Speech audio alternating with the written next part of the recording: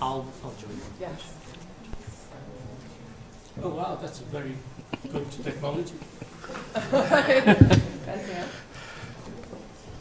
Great. What shows you how much you can do with resources, with simple resources? Yeah, we're gonna. This is gonna be live broadcasting. Everyone. To where? Is it Many machine people going to they hear, I watch. hope? Yeah, maybe. Yeah. So you will have audience outside this. Excellent. Excellent. Excellent. For It's going to be broadcasting. big in Monterey. Please, those who can come forward, they should come forward. The business class and first class seats are free. There's no extra charge for first class.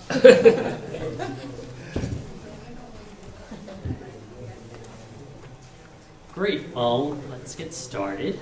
Good evening, everyone. My name is Michael Louie, and I am a member and representative of the Global Majority Student Club here at the Monterey Institute. And once again, if you would like to hear this presentation simultaneously interpreted into Chinese, Japanese, or Russian, you can pick up a headset in the back. So I'd like to start by thanking you all for being here and for welcoming Dr. Mukesh Kapila to tell his story about the Darfur genocide, specifically about those who orchestrated such crimes and the international failure to respond to them. We hope to learn a great deal from his experience, expertise, and courage to act when no one else will. To begin tonight, I would like to tell you a little more about the Global Majority Club, as well as introduce Mr. Whamdaan Guma and one of Global Majority's International Advisory Board members, who will then introduce our guest speaker. So for those of you who are unfamiliar with the Global Majority Student Club, we are a club here on campus affiliated with the Global Majority organization, striving for the same promotion of nonviolent conflict resolution through education and training. We function here to provide opportunities such as this event to hear from and meet with leaders in this field. We also empower our members and our community to take action. For example, last year we advocated for the signing of a petition for the Convention on the Elimination of Discrimination Against Women, commonly known as CEDAW, here in Monterey, which will be voted on actually next month in the next Monterey City Council meeting. As you can see, we exemplify that individuals can have a global impact towards peace and human rights. The Global Majority organization also has advocates for peace from all over the world and is guided by an international advisory board made up of experts in the field of conflict resolution. Tonight, we are honored to have with us one of our IAB members, Mr. Whamdaan Guma. A Sudanese national, Mr. Guma is a graduate of MIS, earning an MA in International Negotiation and Conflict Resolution. He also has more than 16 years of international experience in the development management field and has worked for multiple international NGOs, including the UN in Africa and Southeast Asia. And right now I'm going to hand it over to Mr. Guma, who will introduce our speaker tonight, Dr. Mukesh. Thank you, Michael. Thank you. Thank you very much.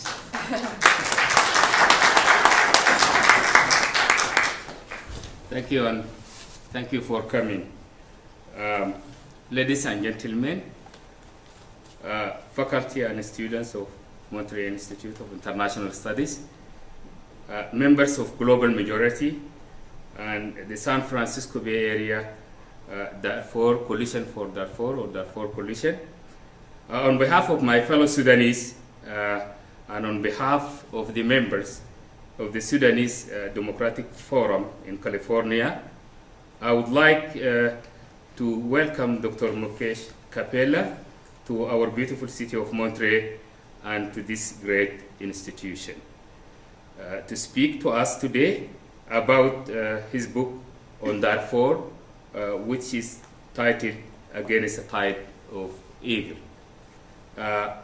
All the Sudanese know that Dr. Mukesh is the first official voice to draw the attention of the world to another genocide taking place on our watch. And it seems he is one of the few voices that remains today persistently reminding us that genocide, ethnic cleansing, and many other atrocities are still taking place in Sudan. This is at a time when the world seems to turn its attention away from Sudan. Let me cite some recent figures, not to mention the 2 million killed during the longest civil war in Africa, which lasted for 50 years and, of course, ended by separation of the South, which is now an independent state. Other than the 2 million, according to 2013 data of Internal Displacement Monitoring Center, which is a UN institution, estimates that there are 2 million internally displaced people in Darfur, of which an estimated 1.4 million are in protracted displacement in camps. According to OCHA, which is Office for the Coordination of Humanitarian Affairs, which is another UN institution, there are an estimated 800,000 internally displaced people and conflict-affected people in Sudan People Liberation Movement North held areas, in the north held areas of South Kordofan and Blue Nile, with 90,000 now IDPs in North and South Kordofan. As of February 2014, UNHCR reported 210,156 refugees, i.e. 54,465 families from Sudan registered in South Sudan. South Sudan now on fire, and they themselves are displaced. People are displaced. Wars in Sudan are so complex that there is war between the two countries, and then wars, intra-conflict within the two countries, and then there is, at other level, the intra-tribal, if I may say, wars for different reasons. UNHCR also reports that Ethiopia is hosting some 4,430 refugees. Dr. Mukwesh is here today to speak about the often forgotten miseries of Sudan. We value his relentless work and commend his dedication to awaken the world conscious. Thank you, Dr. Mukwesh, and welcome.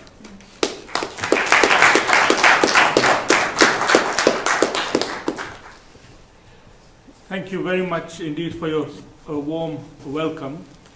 And let me say, before I say anything else, as I say that pictures speak louder than words. So before I say another single word, join me in watching this short video, which comes from my trip into the Nuba Mountains and Blue Nile and the border of Darfur last year. You use words like ethnic cleansing and genocide and so on. So this is the modern face of what is happening right now in Sudan. I don't know, do we need to turn the lights off down at the back, or is it is this the maximum screen probably?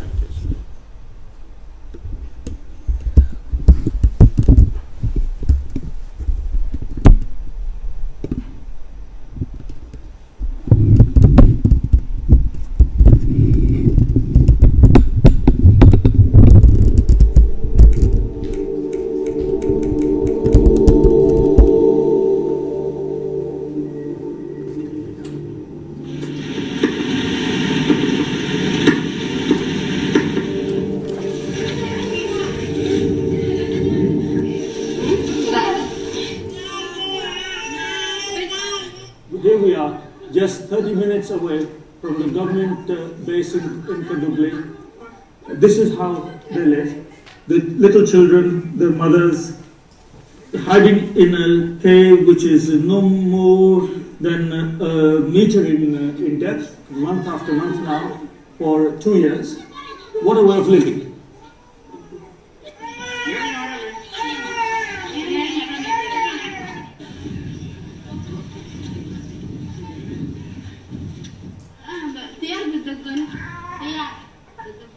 it is disgraceful that civilians like this, women and children, 90% of the people we've seen here are women and children, should be bombed from the skies, missiled, their fields burned, their homes destroyed, their food stocks completely gone, and unable to grow their crops, season after season after season. These are crimes against humanity. These are war crimes. And I don't know why the world isn't doing more about it.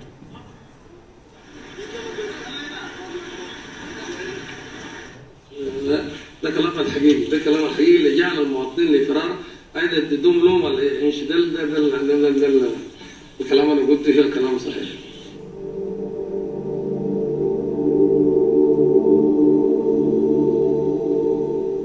We're in Tabania going to see a bombed area where the houses were destroyed and people killed. I hope we can talk to some survivors there. So you have seen the bombing take place? وضربوا لكن يعني بدون ضرب والله حصل شلنا بس بدي هنا ضرب 5 مرات. Al-Bashir, the president, the defense minister, and the governor of Southern Kordofan, Ahmed Haroun, have already been indicted by the International Criminal Court for what they did in Darfur. And here they are doing exactly the same things, if not worse, here in the Nuba Mountains. And you can see their handicraft.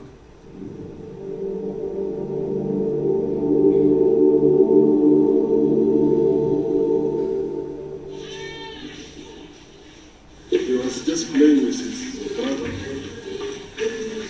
And then he got injured. A lot of wounds from the Antonov bombardments. The vast majority of these are civilian. These Antonov wounds tend to be very severe. Loss of limb, of course, loss of life. Very deep penetrating wounds, this type. In addition to the traumatic wounds caused by outright fighting, there's been a large increase in cases of malnutrition. For sure, a lot of the problems, certainly problems with hunger, the problems with supplies will be lessened if they allow these cross-border operations to take place. Just humanitarian aid across the border. Personally, I'm puzzled why this is not taking place. It doesn't make any sense to me. We have hungry people. We see hungry people here. Let's do the right thing and provide food to the hungry people. And don't worry about what the Khartoum government says.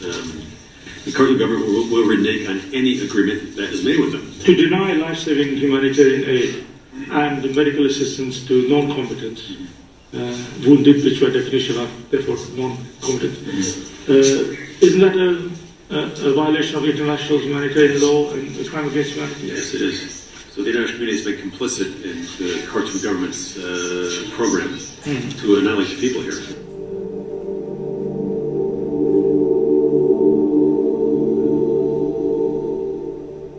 This thin blue line is a disputed boundary between Sudan behind me, that is the Nuba Mountains, and in front of me is the Republic of South Sudan. This thin blue line here is where the rhetoric meets reality. And I would like to invite all the people to come and visit and see for themselves what the human cost is of not only their inattention and inaction, but also their misconceived policies, which actually make the suffering worse.